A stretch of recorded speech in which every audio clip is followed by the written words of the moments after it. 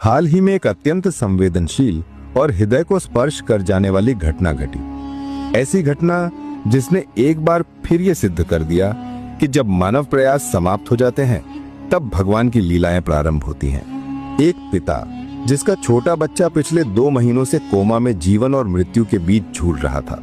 डॉक्टरों ने पूरी स्पष्टता से कह दिया था, अब कोई उम्मीद नहीं, बच्चा शायद बच नहीं पाएगा। लेकिन पिता का मन कभी हार नहीं मानता।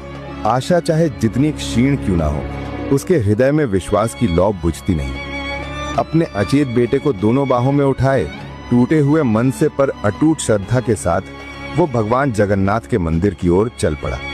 आंखों में आंसू और हृदय में केवल एक ही पुकार, अगर कोई मेरे बच्चे को बचा सकता है तो वो केवल भगवान जगन्नाथ है। जब वो मंदिर पहुंचा तो पुजारी ने अत्यंत भक्तिभाव से बच्चे को भगवान जगन्नाथ के समक्ष लिटाया और उसके ऊपर महाप्रसाद का अमृत छिड़का।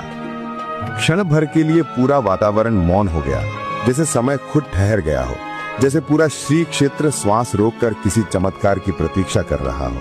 और फिर जो हुआ उसने वहां उपस्थित हर व्यक्ति को अवाक कर दिया। 2 महीनों से कोमा में पड़े बच्चे ने अचानक अपनी पलकों को झपकाया, फिर उसकी गर्दन में हल्की सी हरकत हुई और पलक झपकते ही उसके चेहरे पर चेतना की एक दिव्य चमक लौट आई। लोग स्तब्ध रह गए। पिता की आंखों से रुकते नहीं बन रहे आंसू बरस पड़े। ये कोई साधारण घटना नहीं थी, ये भगवान जगन्नाथ की प्रत्यक्ष करुणा, दिव्य शक्ति और असीम कृपा का जीवंत प्रमाण थी।